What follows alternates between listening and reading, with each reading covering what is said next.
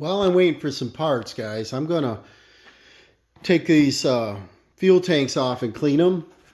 And this one I already did. But we looked down in here and it had a little dab of gas in it. The tank on the other side has about a quarter tank. This was empty.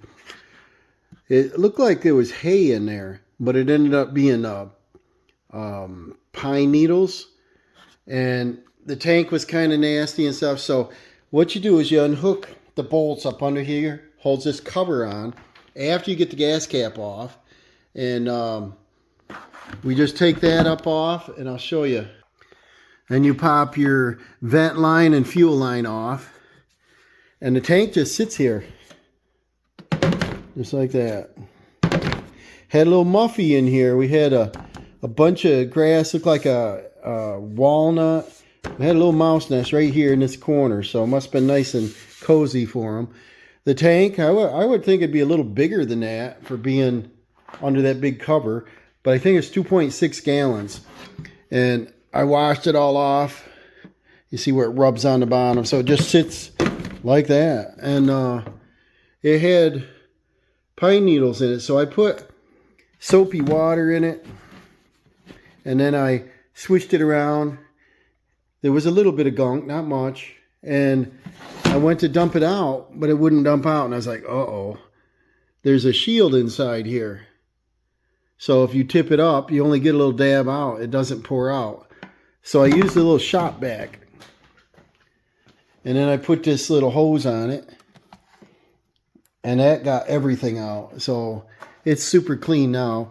So I'm going to go ahead and hook this side back up. This is a fuel. This is a vent. And it's got a bunch of, what kind of bolts were they? We got our cup holder cover and little 8mm bolts, are they? I think there's some 8s right here, 2 of them. And then 10s are up under, goes up through into the bottom. But, I think this is a good idea while I'm waiting on parts. This only took a couple minutes. Now I know that, we put new, fuel-related parts on here. I'm not putting dirt into it. So we're going to put fresh gas in it. Raring to go. We'll put this side together.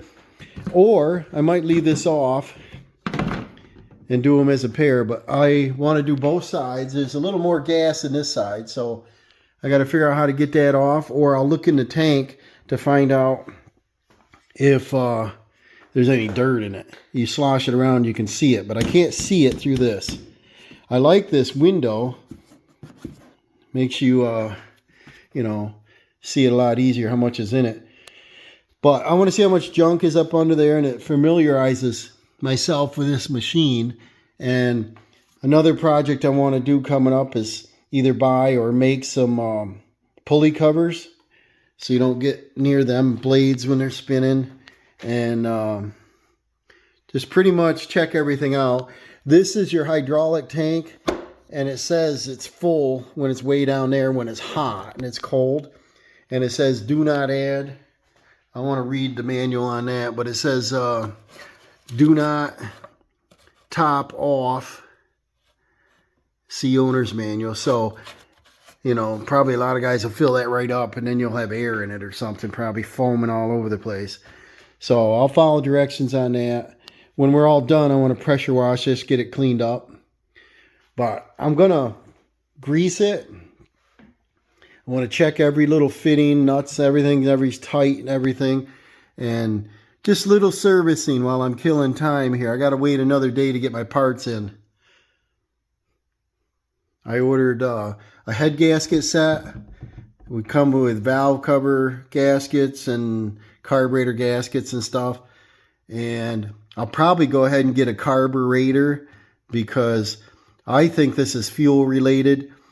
And usually you get blue smoke. It smells like oil. And you get like a whitish smoke. And that's usually like raw fuel. So I'm hoping I'm on the right track, not wasting time or money on this, but, we got snow outside still.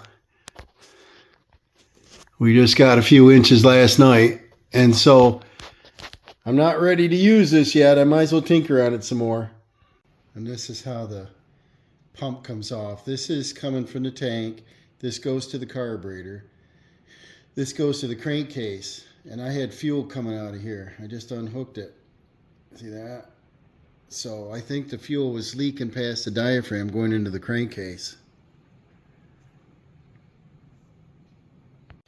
So I think the hard part with this is getting the fuel cap out. Now this goes on, and of course it's larger than the opening to pull the cover off. So I think on this side, it's got the key switch, it's got all your controls up here. That I'll probably have to unhook them and lay them off. I might disconnect the negative cable because I don't want to have a spark here. If there's a chance of that. There's a long fitting on the bottom of this fuel line, this fuel cap, and I don't know how to get them out. I don't know if you guys do. If you could just pull on it, they might bend enough to pull up out of there without breaking.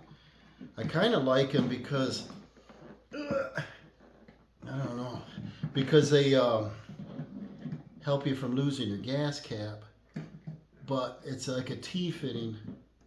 So I take a long needle nose, go down in, push it over to the side, tilt it, and pull it up, and I got the other side out. So I'll try the same here and see if it's going to be easy or see if this can be a project. So I got the battery disconnected, and then the other thing I want to do on this is the choke. It's a choke, I can't see it. This moves kind of hard. I sprayed it once, but I might try to pull the cable out and get some lube in that. I think before I remove this gas cap, I think I'll just loosen this up. I took the two pull pins, whatever you want to call them, and I got my ignition, all this stuff to be able to come up out. But I think I'll hold off and I'll take the rest of this. There's I don't remember if there's 2 or 4. I think there's 4 over here. And one. Take this whole cover off so we can see if there's another fluffy under there. Mouse nest or something, you know. Anywhere you get grass clippings, they love it. And we can clean it. We can see through the tank and see what's in it. I don't remember how many more is here. I tied my chute up to give me a little more room. Come up by here. Okay, what do we got up here? We got, looks like 2 8mm up here, and I think there's probably something else here on the bottom. Maybe not. Let's see.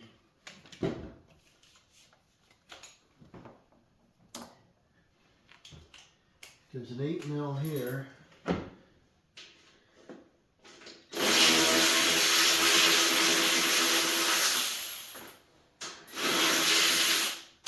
And another one here.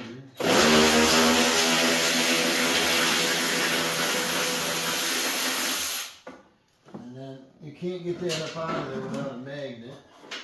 I brought my magnet over. They're a shoulder type bolt. And then, let's see how loose this is. Still more attachment. Let's see if we got something up here. I want to leave it on the lift right now so that I can, you know, get in here. Let's see. Drop my little push pin. And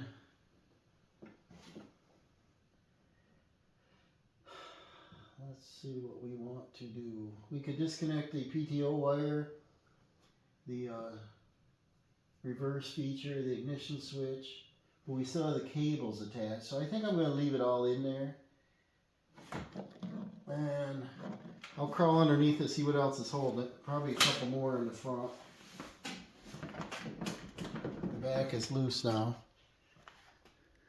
This is why I want to take this up.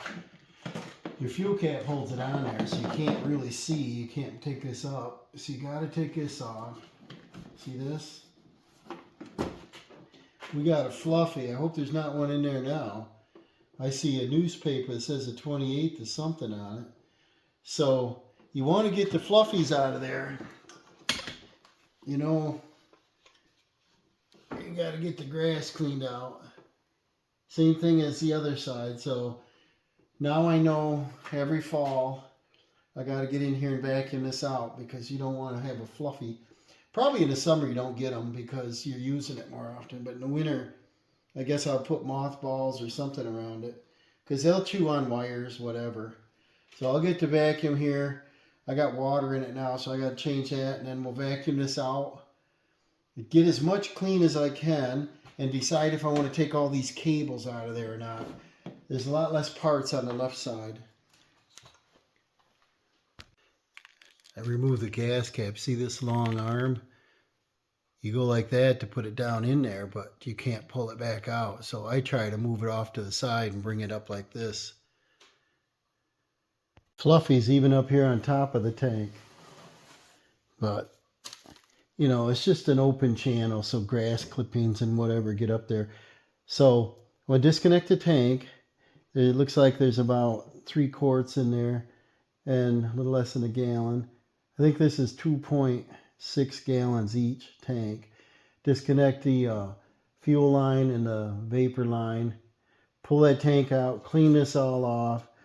Take this in, drain the gas out, siphon it out, whatever. And I want to wash this tank all up. Get this clean up under here. Lube that choke cable. Just check things out. Reassemble. There's the tank. It's all nasty. And I'm going to dump the gas out and then clean up all that mess and look underneath there and see what I can do with that choke cable. All right, so I got this all cleaned out, washed that out. I got the tank all clean, super clean, inside and out. Looks good. The bottom just rests on those pads. These tanks are the same left and right, just one goes this way, one goes that way. So 2.6 gallons each, I think. So extended run time. It's actually 2.8 gallons per tank. Okay, I got all this side back together. It's all nice and clean. I got my choke cable working good just by lubing it. Works awesome. Everything's all set. I was just checking to make sure Mr. Fluffy didn't get up in here and start chewing on wires or something. But I think I just got to maintain it. Pop these covers up. You don't have to take the whole thing apart, but I think you just undo these. There's 4 actually bolts underneath here. Once a season, reach up in there and vacuum it. A small vacuum that out probably. And probably they should have a little access flip panel or something. There's a lot of space under here. They could have done a spot to put a little toolkit or something. But I think I'm going to just stop this video with this. How to maintain the fuel tanks.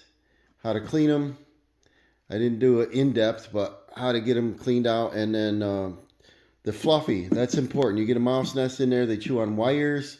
They you know, do a lot of damage. Of course, they got odor. And then you get a big pile of hay up in there or something, and you're talking a chance of a fire when this thing gets hot in the summer months, July, August or something. So keep it cleaned out.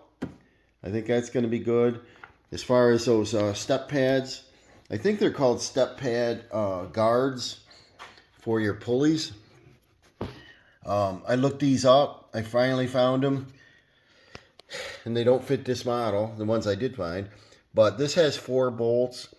And it looks really simple on a picture just like it. And I had a little foot pad on it, like on this other side. This one is a little bit more open, but instead of the pulley being up here where you can step in, I think they just want you to step on the deck.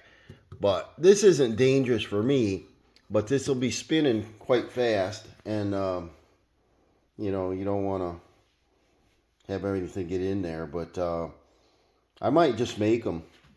There's 4 bolts. They look like they're probably a self-tapper. Doesn't matter, but and then they're yellow in the photograph, if that's the right thing. But the one I did see that fit the model down from this is a Z-Force SX60, and I saw a 54. They looked a little different, but some were 3-bolt, some were 2-bolt. This one's 4-bolt.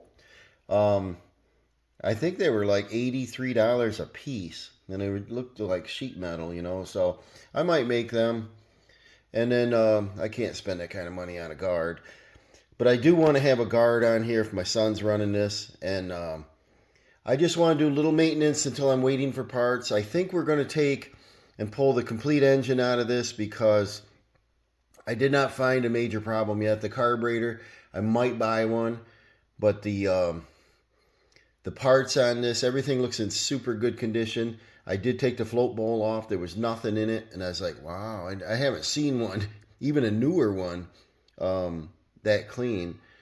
And the fuel filter did its job keeping the junk out of it. And it doesn't look like it was stored with, you know, ethanol gas in it. So, I guess I'm just going to go around and maintain it, do some greasing, do some checking, do some adjustments. And I guess I'm going to do an overhaul kit on this. And we'll pull the block. We got to take the pulleys off. I'll show you them. You know, while we're right here, we might as well pull off, you know, your drive belt, your deck belt. You got your electric clutch up there. I got a kitty cat wants to come out here.